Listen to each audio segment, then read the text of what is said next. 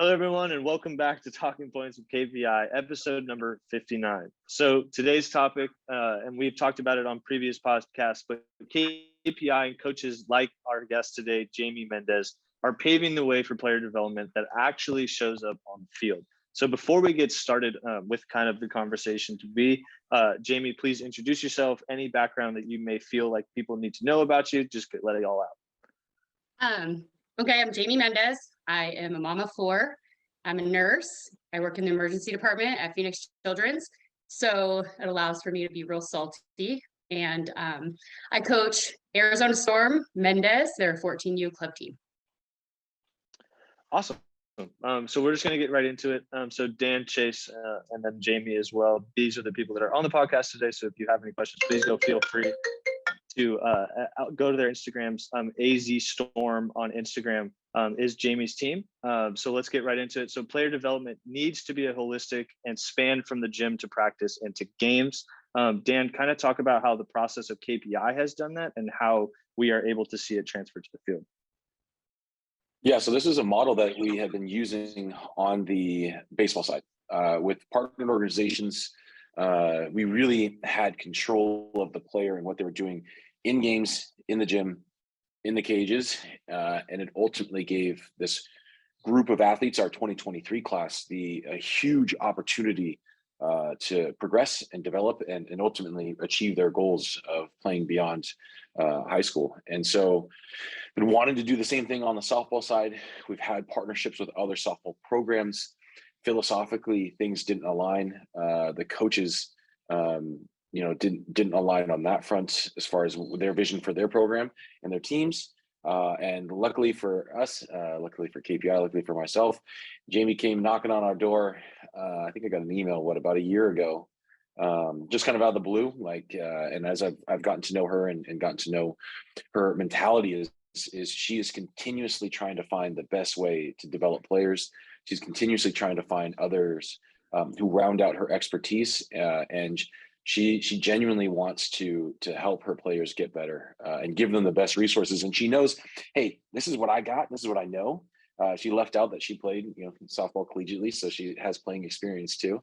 But it's I think she also recognizes, and this is something we embody as a staff at KPI, is like, hey, we all know our thing. Like, I'm an expert in this, but I also know what I don't know. And once you understand that as a coach, it empowers you to find others to help, make sure that you're not the bottleneck in your players' development. If you're the only person who's driving the changes, whether it's swing, throw, whatever it may be, at some point you're going to get limited in that. And in the travel ball world, what ends up happening is those players go elsewhere.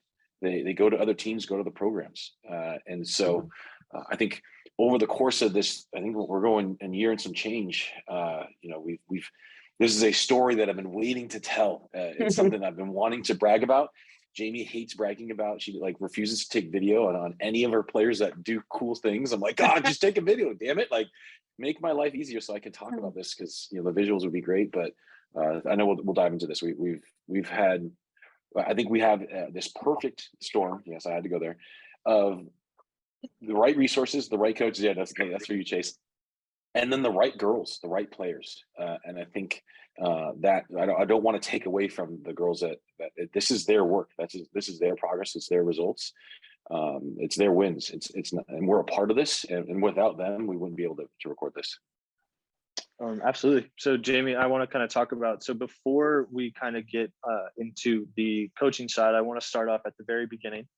So you having playing experience, going into a job field that is very needy, as well as being a great and excelling at coaching, what made you kind of gravitate towards KPI, right? Because a lot of field coaches can go, I'm going to do the practice style. I want to be outside and beat their head against the wall until they can't do anything anymore.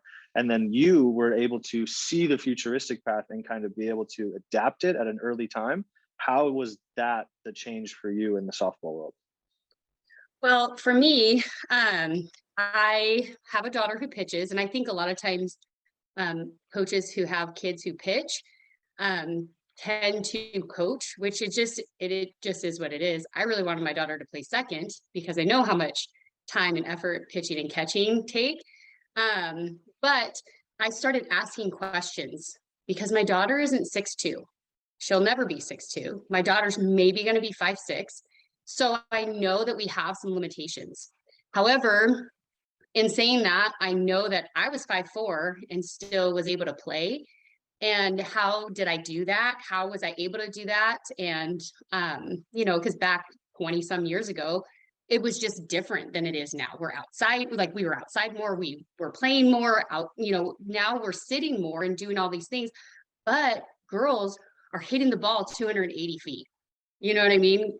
More often than not, girls are pitching 68 to 74 miles an hour. I mean, that is just unbelievable.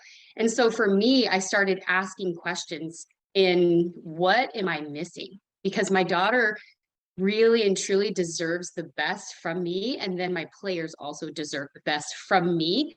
And I knew I didn't know those answers. I didn't know how to do that. I knew the basic foundation. I'm really good. One of my biggest strengths is that I can organize a practice.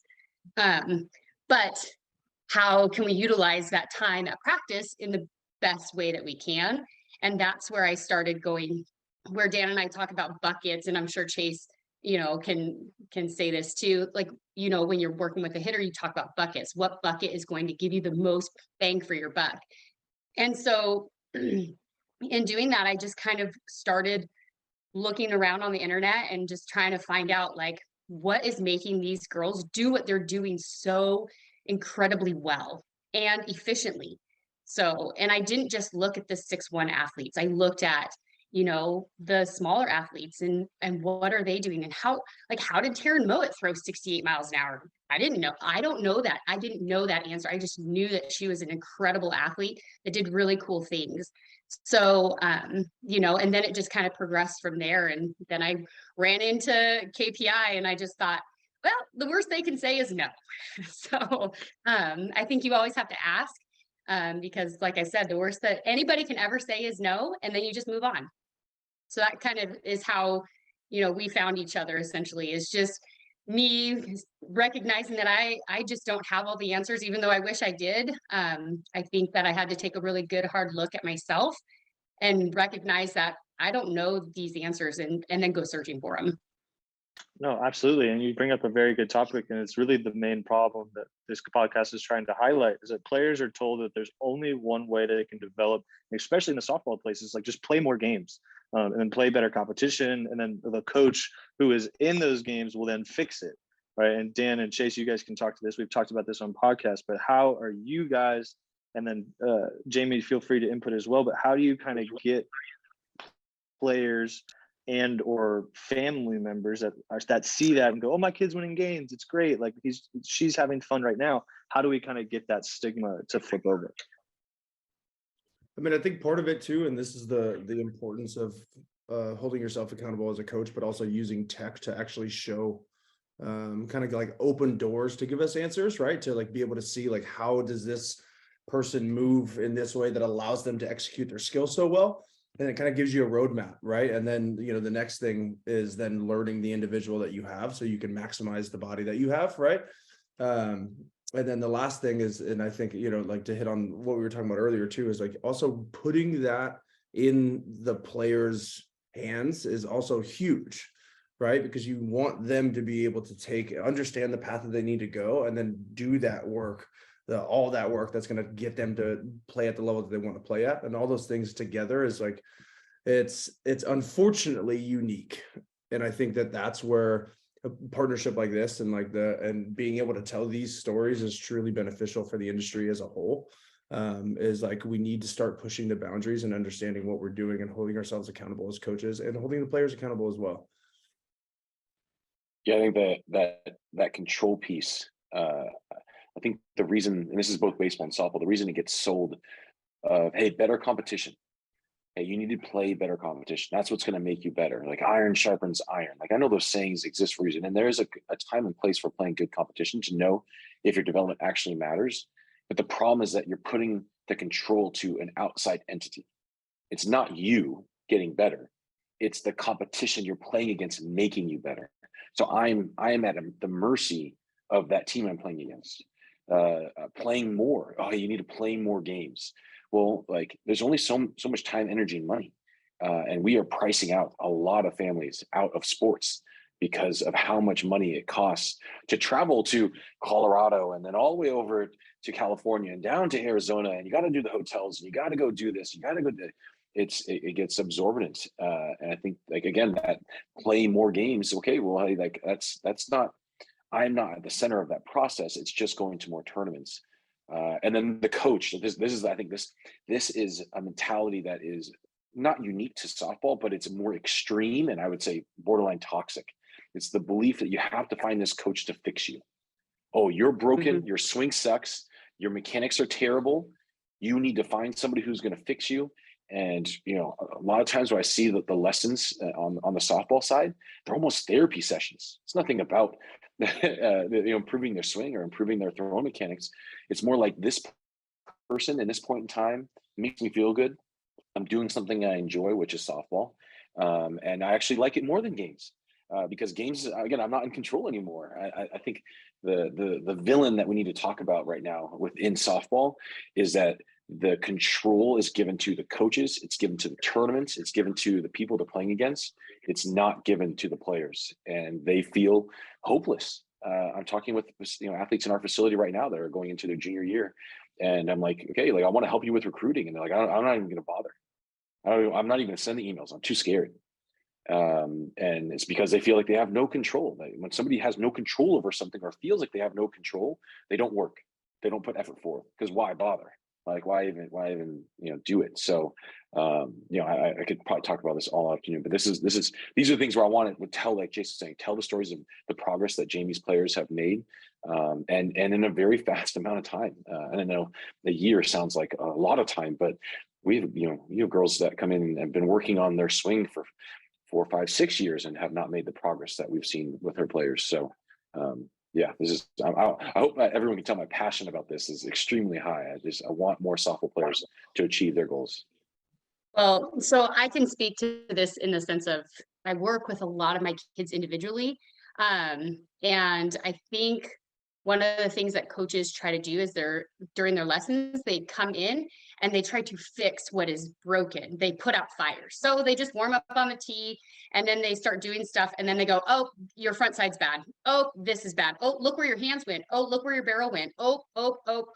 And then it just becomes rapid fire of boo, boo, boo, boo. And then the player leaves like, what the F did I just do? Like, I didn't get better at anything. So one of the things that we do here is we identify through like, a movement assessment and all that stuff. What can you do? And what is going to be the biggest bucket that I'm going to work through over the next 8 to 12 weeks? And then as they get better and better and better through things, then we try to work at the ends of our ability. So I'll give you a great example.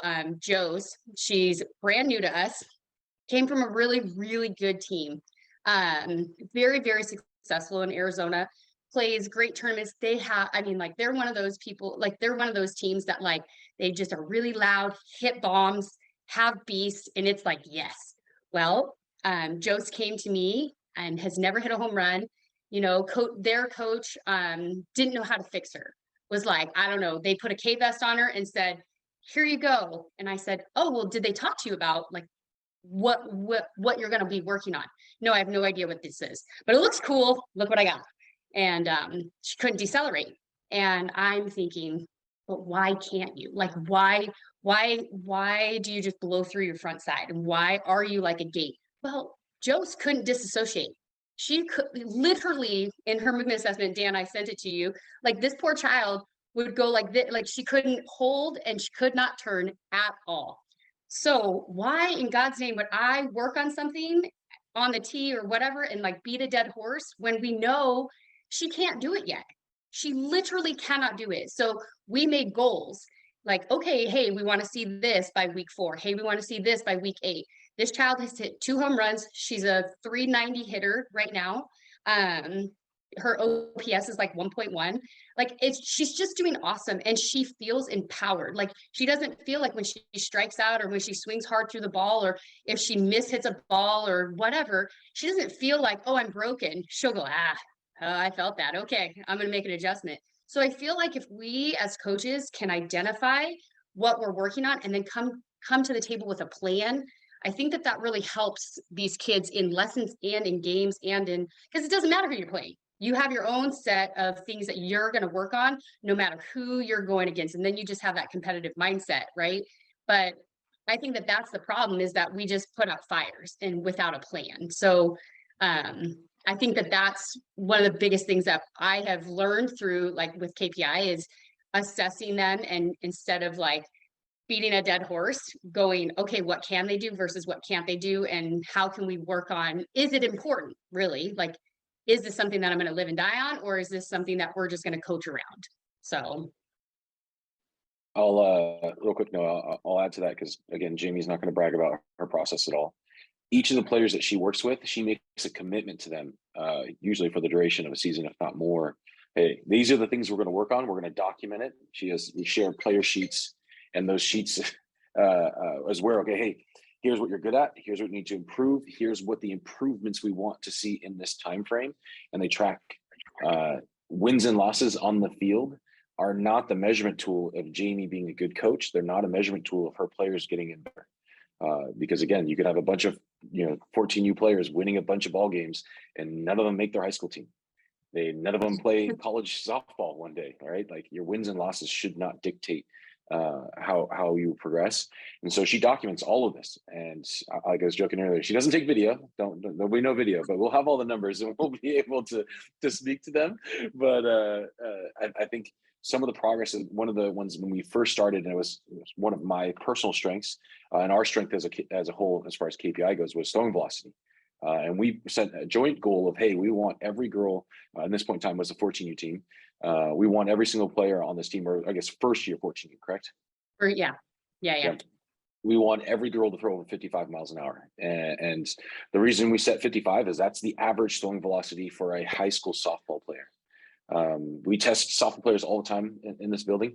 Throwing velocity and throwing mechanics is very poorly taught, like to the point where it hinders the development and growth of the game as a whole, because you get handcuffed where you don't have girls who can literally throw it from third base to first base. So you have to put your best arm at catcher, shortstop, and center field. And then you just hide everybody else elsewhere. And it destroys the game because girls can't play catch. And so we're going to set this goal. We're going to improve the throwing mechanics. We're going to improve the throwing velocity.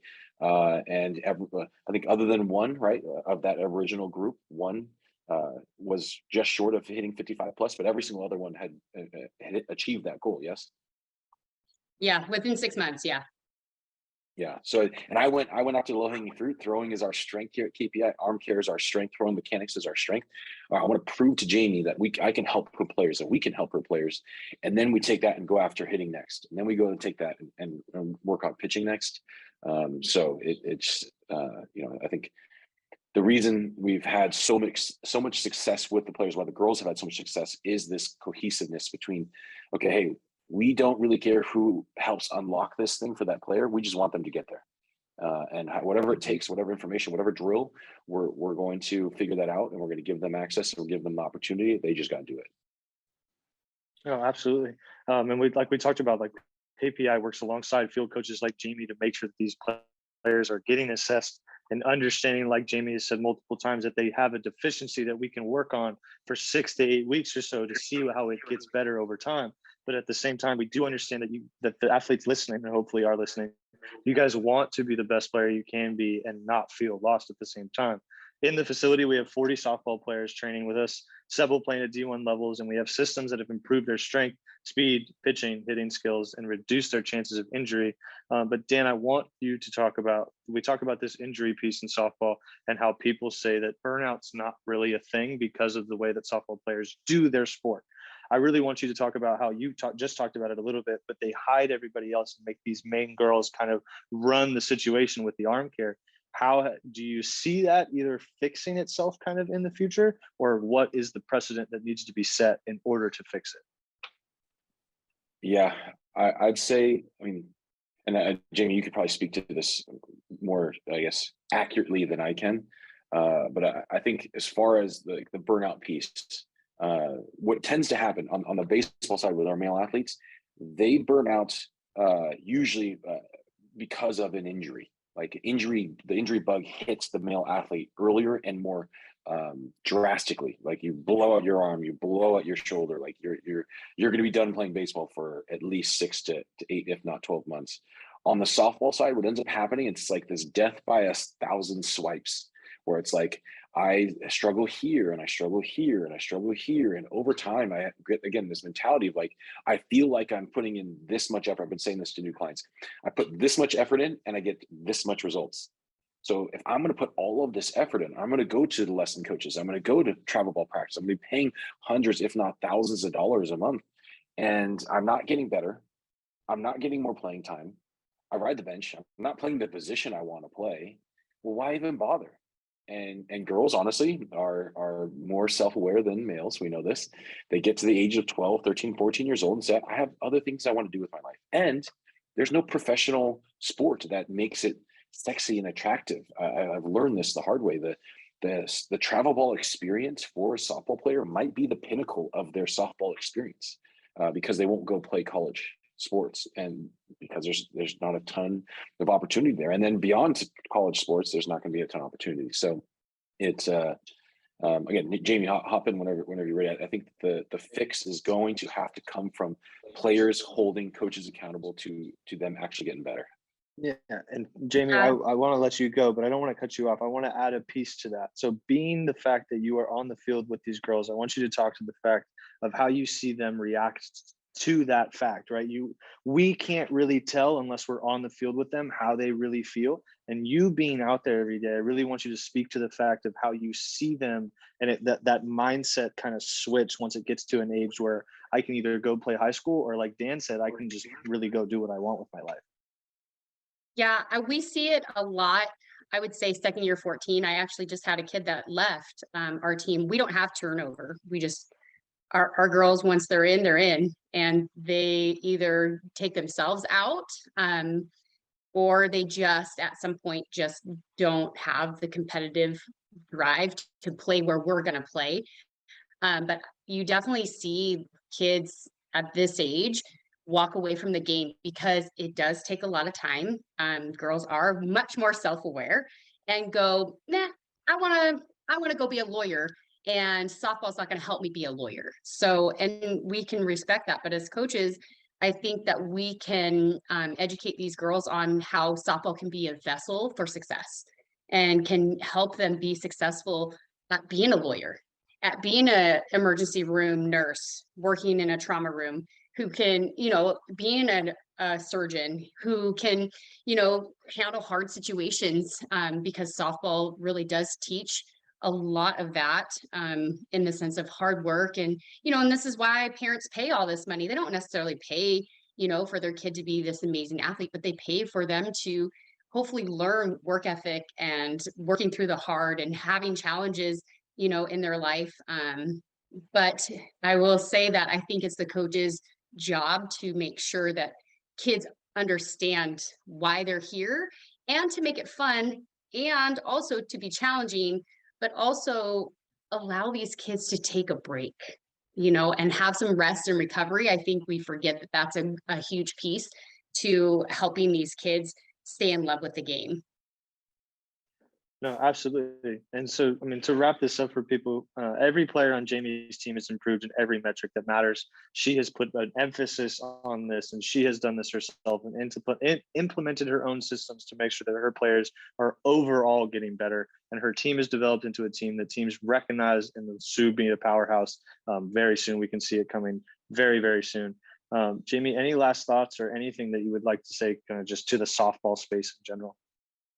Yeah, I would hope that the coaches out there that are charging people for, for their knowledge would continue to stay curious and advance their knowledge, and really hold themselves accountable to putting the best product forward of themselves to their clients, because a lot of times I feel like are doing a disservice to our athletes. And so to continue to look for resources, high level resources, not from junior high level resources that, are challenging your own thought too, and expanding our own knowledge as coaches. Absolutely. And then Dan, Chase, just to kind of wrap it up, how do you guys see KPI kind of implementing themselves in the softball space, and then making sure that these arm injuries, the softball burnout, these buckets that need to be implemented, how they can get implemented to the field and or just get more softball girls into KPI? Yeah, I mean, I think it's, continuing, always continuing to push, like to Jamie's point, right? Like even for us, like we're in the space where we want to be open to being wrong and being okay with understanding that sometimes like the answer that you thought is not the one that you want, but that's what's best for the athlete. And like, that's our job, right? Like as coaches, like we are supposed to do that. We're supposed to continue to push the envelope. And that's kind of what we want, right? That's what we want moving forward across the board for everybody. And I think the way that we kind of start changing the industry in that regard is continue to have partnerships like this and continue to get the message out there that like this does work and it's what's best for the kid, and that's really why as a coach, like you get into it anyways, right? Is to help kids do their best for the time that they have in whatever sport that they're doing. Yeah, I'd say the one tagline is we're likely there's probably 2 or 3 stories, Jamie, on your team that I think that we should probably record a podcast and go in depth. Obviously, Lexi's is a very easy one, and I think that would be an area. Pitching development across the board, especially in our area, is poor. And I don't say that because it's my opinion. Go watch high school softball. Go watch rec leagues. Go watch travel ball organizations. You watch and you can tell the teams that have the best pitchers do the best. And you watch everybody else, there's a drastic drop off in pitching development, and it needs to get better. And I know the industry is heading that way. I know it's happening.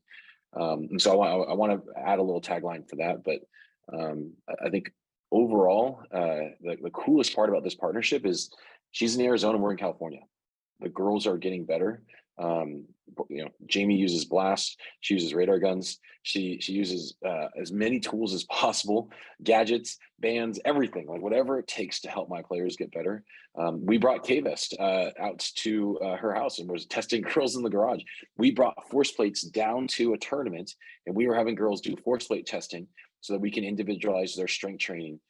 We do regular assessments. We've gotten to the point that she's able to run our physical and movement screen where she just texts me videos and then I take notes and I build out their programming for them. Every girl on her team has a fully individualized warm-up routine, arm care routine. They have a lifting routine to follow, like have all of the resources available to them. I think the reason that this works and has worked so well is her buy-in, her expertise, and then I think ultimately that we have the same goal. Whatever it takes to get these girls better, we're going to give them an opportunity to do that.